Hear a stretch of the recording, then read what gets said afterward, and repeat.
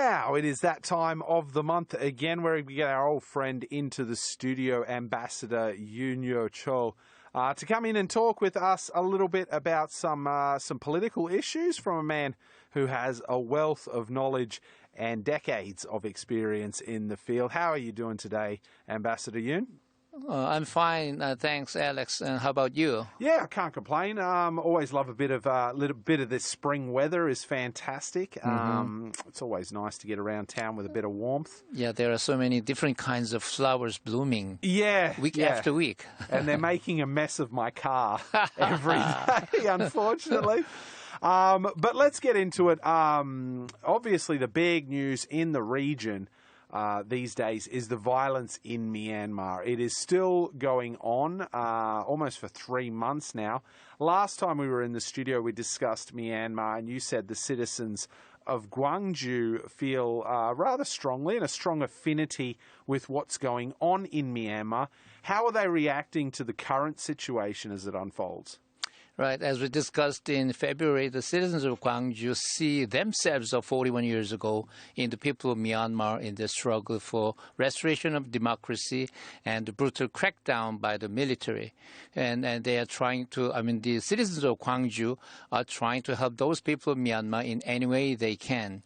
So civil society of Gwangju issued many statements in support of Myanmar people, and more than 100 bodies joined their hands to launch Gwangju Solidarity in support of democracy movement in Myanmar on March 11th.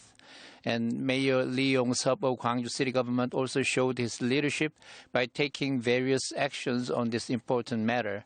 He issued his own statement to support the Myanmar people, helped the launch of Gwangju Solidarity on Myanmar, and he had a meeting with Myanmar residents in Gwangju. I heard there are around 300 people, and he had another meeting with the religious leaders. Yeah, you can't escape it when you come up to GFN here. If you drive up the guitar street or the music street that runs alongside GFN, you will see some banners up from some of the local businesses supporting the people in Myanmar. So obviously it has struck a chord in the city. Back to the mayor, though, he also took his efforts to an international level, yeah? Yes, he did. As you know, Gwangju has been hosting the World Human Rights Cities Forum for the last 10 years. Particularly since last year, the UN Office of High Commissioner for Human Rights has been joining Gwangju as a co-host. And Gwangju is one of the co-chairs of Committee on Social Inclusion, Participatory Democracy and Human Rights. It's a long name, but this committee of UCLG, United Cities and Local Governments. So this time, Mayor Lee wanted to enlist the moral authority of the UN High Commissioner Bachelet, former president of Chile, and the network of UCLG to make the voice of the global support for the people of Myanmar reach the world. Rightio. So obviously trying to drum up support on an international level there for the folks in Myanmar, because the situation there is not cooling down at all. So how did he do this? And you played a little bit of a role in this, yeah? All right. Yeah, I'll tell you my story. We contacted the Office of UN High Commissioner and the UCLG Secretariat for a video conference to discuss what we can do about the situation in Myanmar. The initial reaction from the UNHCHR was not so forthcoming or clear, while UCLG was welcoming our initiative. So I had to intervene to convince the High Commissioner by contacting her personally, while her own staff seemed unsure about the need for her personal engagement. As the UN do not usually work with local governments, we indicated that we would be happy, even with her deputy or director, to represent the High Commissioner on her behalf. But when she decided to join the video conference herself, we were all happily surprised. After that decision was made, I convened a preparation meeting to get them on board about why we are having this meeting, what kind of format and scenario we'll be using, and what we expect to achieve through this meeting. Particularly, I suggested drafting a press statement which would inform the media about the background and content of our discussion after the meeting took place. We needed to coordinate with each other on what to tell to the media about the discussion between Mayor Lee and Madam Bachelet. Right. Yeah, big news there. So then the video conference took place. How did it go? It took place on the 8th of April. We finally had the discussion among Mayor Lee Yong-seop and High Commissioner Bachelet. And there's another mayor, Mayor Ada Colau of Barcelona, and Miss Amelia Saiz, Secretary General of UCLG. And we have a distinguished human rights expert, Mr. Morten Hayem, Director of Raoul Wallenberg Institute. So Mayor Lee opened the meeting by expressing his concern about Myanmar, reminding them of the strong feeling of the citizens of Gwangju with their own vivid memories of the military crackdown in 1980, and informed the others about the actions so far taken by the Gwangju people. Then he invited other participants to share their respective assessments about the situation in Myanmar and their views on what local governments of the world can do about it. So, and he suggested a statement by the members of UCLG about their support for Myanmar people, which the High Commissioner would give her blessing and strongly support. He also suggested an action plan for UCLG with a series of measures to help people in Myanmar.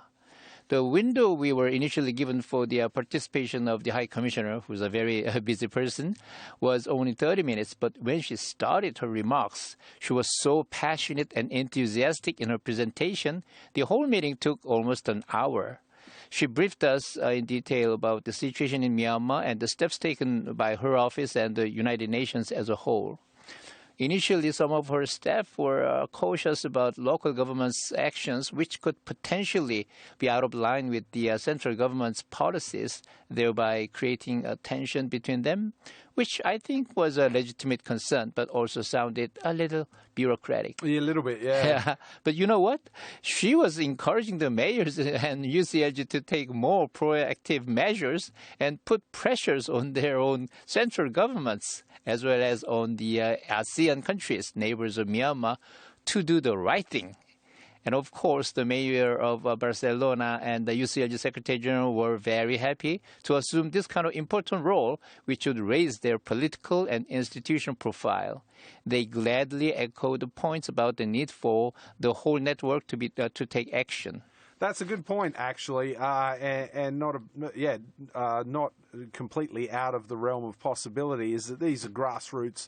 They start up from grassroots civic organisations in Gwangju, for example, who have obviously made their intentions clear to the mayor of Gwangju, and he's going to make them clear, obviously, to the central government. And if that happens in many places around the world, then central governments will eventually have to listen, won't they? And they'll have to get up and they'll have to do something about it as well.